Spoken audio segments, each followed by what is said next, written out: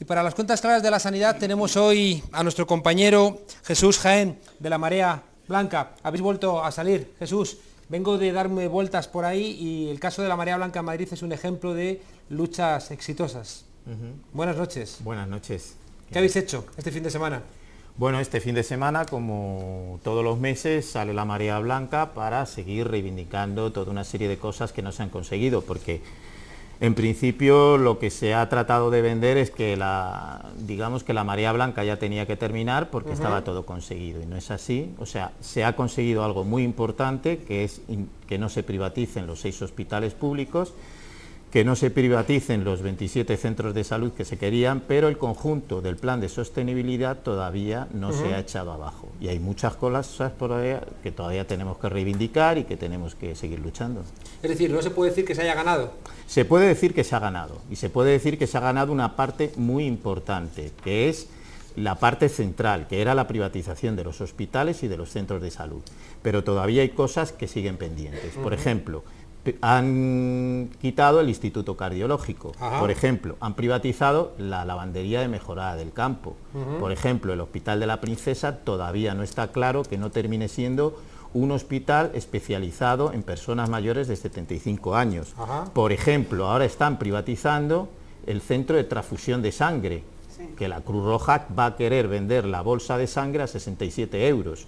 Es decir, todavía hay una serie de reivindicaciones que no se consiguieron, y que nosotros lo que estamos pidiendo es que eso hay que seguir luchando para recuperarlo a lo público. Son a los vampiros de los que hablaba Carlos Marx en el siglo XIX.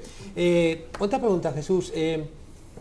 ¿Qué influencia ha tenido el 15M en la Marea Blanca, ahora que celebramos 3 años? Yo creo que decisiva. ¿Por qué? Mi opinión es decisiva. Yo creo que el 15M lo que hizo fue una especie de onda expansiva que influenció de manera muy grande a todas las mareas, a la marea verde, a todas las mareas, y a la Marea Blanca yo creo que de manera decisiva. ¿Por qué razón? Primero, por los métodos de lucha, porque se aprendió del 15M de que la base era la que tenía que decidir en asambleas, y la que tenía, por ejemplo, la consulta que nosotros hicimos de 1 millón de votos, esa se hizo a través de las asambleas y de la gente normal y corriente que la organizó, la consulta de si queríamos o no una sanidad pública, y eso con 0 euros. Por ejemplo, también la confluencia de diferentes sectores, no solamente profesionales de la sanidad, sino de los ciudadanos, la misma confluencia de diferentes sectores políticos, es decir, al margen de cualquier afiliación política, la gente ha peleado por la defensa de la sanidad pública. Y yo creo que de conjunto la influencia del 15M en todas las mareas y en todos los movimientos, yo creo que ha sido un antes y un después. ¿Qué estaban haciendo en ese momento los sindicatos de sanidad? Los sindicatos de sanidad en ese momento estaban haciendo prácticamente lo mismo que habían hecho todos los años, que era negociar con la consejería, intentar negociar una serie de cosas, y de repente se encontraron que a partir del 1 de noviembre de 2012 se explotó un movimiento de manera completamente espontánea, que nació de los centros de trabajo, que nació de los hospitales, que se autoorganizó y que decidió el movimiento cuál era el camino a seguir. Eligió representantes, formó plataformas, eligió a la gente que le iba a representar en todos los aspectos, en los medios de comunicación, en las redes sociales, es decir, fue la autoorganización. Y la otra pregunta sería, ¿dónde están los sindicatos ahora mismo en la Marea Blanca? Los sindicatos al final se tuvieron que ir integrando como una parte más de la Marea Blanca, como la Federación Regional de Asociaciones de Vecinos y como todas las organizaciones. Es decir, la Marea Blanca al final lo que hizo fue recoger todas las diferentes colectivos y organizaciones y aunar todos los esfuerzos, pero en un sentido, en una dirección que hasta ahora no había tenido. Es una reinvención de alguna manera no sé si llamarlo el sindicalismo o una reinvención de las yo creo que los movimientos de las mareas son un paso más adelante del viejo movimiento obrero sindical que conocimos el siglo pasado. Siempre hemos dicho que el problema de los movimientos sociales es como las olas en el mar, que solamente existen cuando hay viento. Ahí de alguna manera la Marea Blanca se ha ido dotando de instrumentos de cierta institucionalidad que le permiten pues no desaparecer cuando no hay una pelea concreta. Efectivamente, por ejemplo, sin ir más lejos, hace muy poquito nosotros, una cosa que a lo mejor no se ha conocido tanto como lo de la privatización, que es la campaña que hemos hecho contra las derivaciones a la privada, las derivaciones de pacientes a las clínicas privadas. ¿Cómo hemos hecho? Pues se ha formado un organismo que es completamente unitario, que se llama Yo Elijo 100% Pública, donde hemos integrado a todo tipo de actores y agentes sociales. Ajá. Y a partir de ahí hemos hecho una campaña de tal potencia en toda la sanidad, en los hospitales, que hemos obligado a la propia consejería a modificar sus calendarios, a modificar su agenda. Y hoy en día el tema de las derivaciones, la propia consejería va a tener que abrir los centros públicos que estaban infrautilizados, por ejemplo, las mamografías. Las mamografías estaban derivando a decenas de miles de mujeres a hacer en el mamógrafo privado, que eso le cuesta a la sanidad pública, y en cambio todos los mamógrafos de los hospitales estaban cerrados todas las tardes y los fines de semana. Son formas indirectas de privatización. Efectivamente, son maneras de transferencia de lo público hacia lo privado de una manera más encubierta que, por ejemplo, la privatización de un hospital, pero son distintas maneras de llegar al mismo objetivo. ¿Hay algún elemento más de privatización en marcha ahora mismo?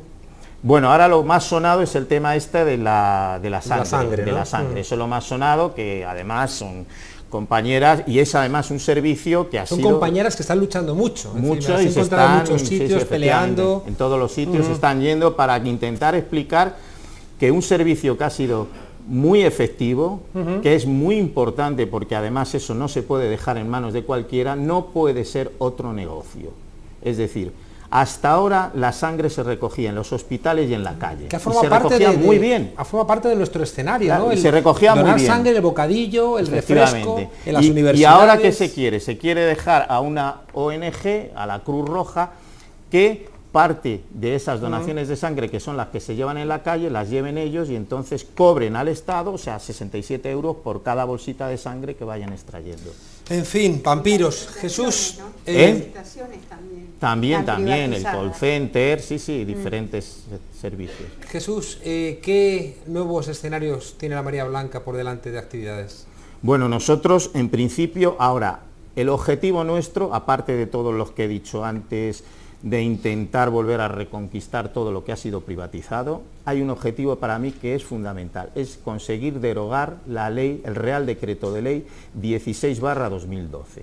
Este fue el que aprobó Rajoy hace un par de años, por el cual se rompió el criterio de universalidad en la sanidad. Y esto ha motivado que 900.000 personas hayan sido excluidos del sistema de salud de este país. Eso, ha habido casos que han sido muy sonados. Los dos inmigrantes muertos. ¿Lo llevaban en el programa electoral eso? ¿Quién? ¿El Partido Popular? No lo llevaba, por supuesto. Eso lo hizo de tapadillo, como la mayoría de las cosas. ¡Qué cucos! Efectivamente. Y ese es un objetivo fundamental. Hacer que todas las personas, independientemente que coticen a la Seguridad Social, independientemente de lo que sea, puedan recibir un servicio completamente gratuito. En cualquier hospital, en cualquier centro de salud. Da igual que sea hombre, que sea mujer, que sea negro, que sea blanco, que sea de un país, que sea de otro. Todos tienen que recibir una atención sanitaria, porque no es un placer el ir a un hospital, es una necesidad. Quizá, Jesús, la sanidad era de las cosas que nos hacían sentirnos más orgullosos como país, ¿no? Poder decir, allá afuera, mi país, cualquier persona que tiene una necesidad médica, se le trata. Venga de donde venga, tenga o no tenga papeles. Es una cosa que yo la he defendido fuera, claro, en algún momento con mucho orgullo, y lo hemos perdido. Sí, y era pues de los 3 o 4 países con un sistema de salud mejor de todo el mundo. Y de los más económicos, porque además se paga a través de impuestos. O sea, y entonces era un sistema que era económico y además con un servicio muy bueno. Y esto se ha ido perdiendo, y lo que nosotros queremos es que no se pierda, y es más, que se recupere. Quizá por eso, Jesús, la Marea Blanca es de los movimientos con mayor prestigio social, se pone como ejemplo, y es raro, ¿no? Encontrar a gente decente criticar a la Marea Blanca. Yo creo que el 85% de la sociedad española, o por lo menos madrileña, ha apoyado a la Marea Blanca, cosa que no se ha dado en otras circunstancias. Y yo, que trabajo en un hospital que es La Princesa, que es un hospital que está en el barrio de Serrano, he podido comprobar con mis propios ojos como muchos votantes del PP venían a mi hospital y decían: yo he votado al PP, pero no para que nos privaticen los hospitales, yo lo he votado por otras cosas, la sanidad no se toca. Entonces eso es un sentimiento que está arraigado en la derecha, en la izquierda y en el centro, y por eso ha sido una bandera y ha recogido la fuerza que ha tenido. Claro. Bueno, pues a ver si sacan los votantes este domingo efectivamente conclusiones lógicas al respecto y hacen lo que corresponda. Muchísimas gracias. A vosotros. Un abrazo a las compañeras y compañeros de la Marea Blanca y nos vemos también ahí en las calles. Muchas gracias. Muchas gracias. Hasta pronto.